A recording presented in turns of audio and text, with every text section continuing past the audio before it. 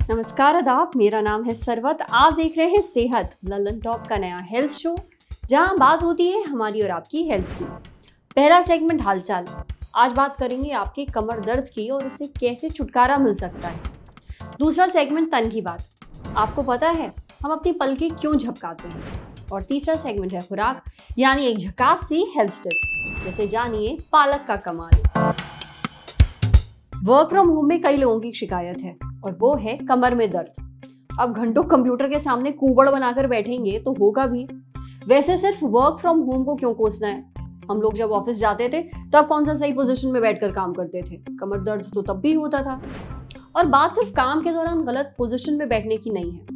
कमर दर्द की कई वजह हैं और बहुत लोग इससे परेशान हैं। तो हमने सोचा कि डॉक्टर से बात की जाए। अव्वल तो इन वजहों की तह तक पहुंचते हैं और जानते हैं कि इसका इलाज और कुछ आसान एक्सरसाइजेस जो कि निजात दिला सकती है इस दर्द से, वो क्या है। पर सबसे पहले, क्यों होता है आपको कमर में दर्द। विश्व में हॉस्पिटल में जो लोग आते हैं उसमें सेकंड मोस्ट रीजन कारण वही होता है कि उनको कमर का दर्द होता है। आपको ये जान के ताजुब होगा कि जो लोग काम करने के टाइम छुट्टी लेते हैं अपने हेल्थ की वजह से, उसका 40% रीजन यही होता है कि कमर दर्द। अब देखा जाए तो कैसे कैसे टाइप के कमर दर्द होते हैं। पहला कारण है कि आपको पर्टिकुलर एक ही जगह पे दर्द होगा कमर में। दूसरा रीजन है कि आपको दर्द होगा कमर में, साथ साथ में दर्द पैर में भी जाता है, जैसे कि रेडिकुलर पेन बोलते हैं। तीसरा चीज है कि दर्द आपको जो होता है वो बर्निंग पेन जैसा होता है, जैसे जलन होती है ऐसा आपको लगता है। और दर्द होता है कि आपको शूटिंग पेन टाइम होता है, उसमें क्या होता है कि एकदम ज्यादा से दर्द होता है। देखें तो कमर दर्द के कारण क्या क्या होते हैं। सबसे पहला जो मोस्ट कॉमन कारण है वो है मसल स्प्रेन। ये कैसे होता है, जैसे कि हम कभी कभार वेट लिफ्टिंग कर लेते हैं ऑकवर्ड पोजीशन में, ठीक है, तो उसकी वजह से ये दर्द होता है। दूसरा कि आपने बहुत बार सुना होगा स्लिप डिस्क। स्लिप डिस्क क्या है, पहले तो डिस्क क्या है। डिस्क ये होती है कि जो आपकी रीढ़ की सब हड्डियां होती है, दो रीढ़ की हड्डी के बीच में कुशन सा होता है, गद्दी होती है, वो गद्दी को डिस्क बोलते हैं। अभी आप जैसे कोई वजन उठाते हो या ऑकवर्ड पोजीशन में कुछ काम करते हो तो उससे क्या होगा कि जो डिस्क है वो वहां से अपनी जगह से थोड़ा हिल जाता है, तो वो जो पीछे की तरफ चेतातंतु की नसें होती है उसके ऊपर प्रेशर करता है और उसकी वजह से आपको दर्द चालू हो जाता है। और रीजन है आर्थराइटिस।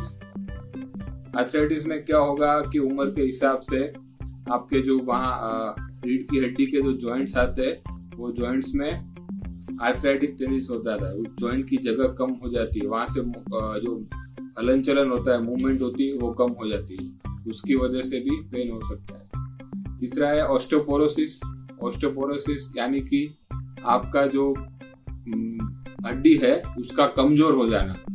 जैसे जैसे उम्र बढ़ती है वैसे आपकी जो हड्डी होती है वो कमजोर हो जाती है, उसकी वजह से भी पेन होता है। और नॉन स्पेसिफिक पेन मानी कि कोई कारण नहीं होता है, वो साइकोलॉजिकल भी हो सकता है, या तो कभी पेशेंट या कोई दर्दी मालिग्रेन करने के लिए भी ऐसा कर सकता है, ठीक है। अभी देखा जाए तो रिस्क फैक्टर क्या है, कमर के जो दर्द होता है उसमें रिस्क फैक्टर क्या होता है। पहला तो एज, मोस्ट कॉमनली 30 से 40 साल के बाद चालू होता है। फिर लैक ऑफ एक्सरसाइज, फिर मोटापा। अभी हमारी लाइफस्टाइल जैसे चेंज हो रही है, जीवन शैली कि फास्ट फूड खाते हैं, एक्सरसाइज कम करते हैं, ठीक है, दूसरी भी आदतों की वजह से मोटापा की वजह से भी कमर दर्द होता है। फिर हमने बोला इम्प्रॉपर लिफ्टिंग, वेट लिफ्टिंग और कोई भी चीज आप जैसे झुक के वजन उठाते हैं या तो ऑकवर्ड पोजीशन में कुछ वजन उठाते हैं तो उसकी वजह से भी ये होने के चांसेस रहते हैं, ठीक है। और प्रेगनेंसी में क्या होता है कि लंबे टाइम तक खड़े रहो या आप एक ही पोजीशन में बैठे रहो तो भी बैक एक होता रहता है, ठीक है। अभी इस कमर के दर्द को कैसे प्रिवेंट किया जाए, उसको कैसे ना होने से बचाए, तो प्रोफेशनली जो होते हैं एक्सरसाइज के लिए, जो प्रोफेशनल्स, उनके गाइडेड एक्सरसाइज करनी है, स्ट्रेचिंग एक्सरसाइज करनी है, बैक के जो मसल्स है तो उसका स्ट्रेचिंग करना है, स्ट्रेंथनिंग एक्सरसाइज करनी है, ठीक है। फिर वेट आपका मेंटेन करना है, मोटापा नहीं होना चाहिए। और स्मोकिंग की वजह से, धूम्रपान करने की वजह से जो लंग्स के दर्द होते हैं, उसके डिजीज होते हैं, उसमें खांसी ज्यादा आती है। ज्यादा खांसी आने की वजह से भी कमर दर्द हो सकता है। और कैसे प्रिवेंट करें, तो पोस्चर, ये सबसे इम्पोर्टेंट बात है। अभी के क्या होता है कि मोस्ट ऑफ लोग जो ऑफिस में काम करते हैं, कंप्यूटर के साथ काम करना रहता है, पूरा दिन उनको 6 से 8 घंटा तक बैठा रहना पड़ता है। तो ऐसे समय में कैसे बैठा जाए, कैसे अच्छे से पोस्चर मेंटेन किया जाए, वो बहुत ही इम्पोर्टेंट है, ठीक है। तो उसमें पहले कैसे खड़ा रहना है, तो आपको स्ट्रेट खड़ा रहना है, दोनों पैर पे सही वजन आना चाहिए, एक में कम ज्यादा नहीं होना चाहिए, आगे झुकना नहीं है, पीछे की तरफ झुकना नहीं, स्ट्रेट खड़ा होना चाहिए, पूरा बॉडी एक लाइन में होना चाहिए। दूसरा कि बैठे कैसे, जैसे कि अभी मैं बैठा हूँ, ऐसे आप पीछे छोटा सा कुशन रख सकते हो, नीचे लोअर बैक पेन पे ऐसे बैठना है। हिप और नी जॉइंट जो है वो 90 डिग्री फ्लेक्शन में रहना चाहिए और आप कंफर्टेबली बैठ सकते हो। एक छोटा सा कुशन नीचे की तरफ रखना है। कि वजन कैसे उठाए, जैसे कि नीचे कोई चीज है तो आपको उठानी है, तो उसको कैसे उठाए, आप डायरेक्ट उसको बेंड करके नहीं उठाना है, आपको क्या करना है, सीधा सीधा खड़ा होना है, बैक से मुंह नहीं होना है। आपका जो नी जॉइंट है उससे आपको नीचे बैठना है, फिर वजन को उठाना है। क्या इलाज क्या होगा, जैसे कि छोटा सा स्प्रेन होता है तो आप घर पे होम रेमेडीज ट्राई कर सकते हो। उसमें क्या करना है कि आप आराम करना है 2-3 दिन तक, हार्ड काउच पे सोना है, जो बेड होता है वो हार्ड होना चाहिए, एकदम नरम नहीं होना चाहिए। फिर गर्म पानी की जो बोतल होती है, गर्म पानी की बैग होती है, उसको पीछे लगाना है और डाइक्लोफिनेक जेल या वोलिनी जेल, मूव जेल जो होती है वो हल्के हाथ से लगाना है, ज्यादा मालिश नहीं करना है, ठीक है। ये होम रेमेडी में ये ट्राई कर सकते हो। फिर भी आपको ज्यादा पेन है तो आप डॉक्टर की सलाह लीजिए, उनको जरूरत लगे तो आपकी एक्सरे, MRI जरूरत लगेगी तो सब करवाएंगे और फिजियोथेरेपी करेंगे। चलिए, ये तो समझ में आ गया कि कमर दर्द क्यों होता है और इसे बचने के लिए क्या किया जाए। पर दूसरी सबसे जरूरी बात, एक्सरसाइज। कुछ ऐसी एक्सरसाइज हैं जो आपको बैक पेन और कमर दर्द से निजात दिला सकती हैं। चलिए जानते हैं उनके बारे में। पोजीशनिंग टेक्निक यानी कि ऐसी टेक्निक जिनमें पेशेंट को एक परिस्थिति या स्थिति में, पोजीशन में कुछ समय के लिए रखा जाता है, जिससे पेन में बहुत राहत प्राप्त होती है। दूसरी चिकित्सा पद्धति जो फिजियोथेरेपी में उपयोग होती है कमर या बैक पेन के लिए, उसे कहा जाता है पोस्चरल करेक्शन या एर्गोनोमिक एडवाइस। पोस्चरल करेक्शन का उपयोग गलत पोस्चर, गलत बैठने की, खड़े रहने की और सोने की गलत पद्धतियों को करेक्ट करने में किया जाता है। स्ट्रेचिंग टेक्निक्स में 2 प्रकार से स्ट्रेचिंग दी जाती है। एक है सेल्फ स्ट्रेचिंग, जिसमें पेशेंट खुद स्ट्रेचिंग कर सकता है अपने मसल्स या स्नायुओं की। दूसरी जिसमें फिजियोथेरेपिस्ट की मदद से स्ट्रेचिंग की जा सकती है। बैक पेन या कमर के दर्द के लिए हम generally cat and camel exercise में स्ट्रेचिंग किया जा सकता है। मोबिलिटी एक्सरसाइज या मोबिलिटी टेक्निक्स और मोबिलाइजेशन टेक्निक्स। मोबिलिटी यानी कि कमर के जोड़, कूल्हों के जोड़ और पेल्विक फ्लोर के जोड़, उन जोड़ों में पूरी क्षमता या पूरी रेंज में मोबिलिटी लाना।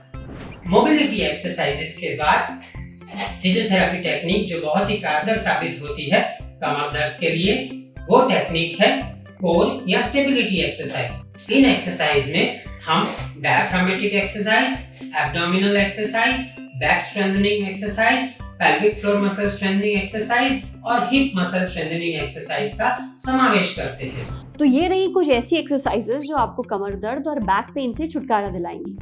अब बढ़ते हैं सेहत के अगले सेगमेंट की तरफ। आपको पता है ऑन एन एवरेज हम 15 से 20 बार 1 मिनट में पलकें झपकाते हैं और लगभग 1200 बार 1 घंटे में और दिन में 28,800 बार के आसपास।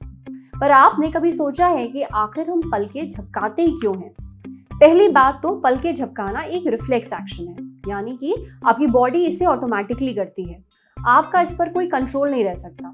पलकें झपकाने से आपकी आंखों में ल्यूब्रिकेशन होता है, इसमें कुछ ऑयल निकलता है और कुछ म्यूकस सेक्रीशन होता है, यानी एक तरह का कॉकटेल समझ लीजिए। ये फ्लूइड होता है जिसमें और भी चीजें शामिल होती हैं। ये आंखों की बाहरी परत को साफ करता है, साथ ही आपकी आंखों को ड्राई होने से बचाता है।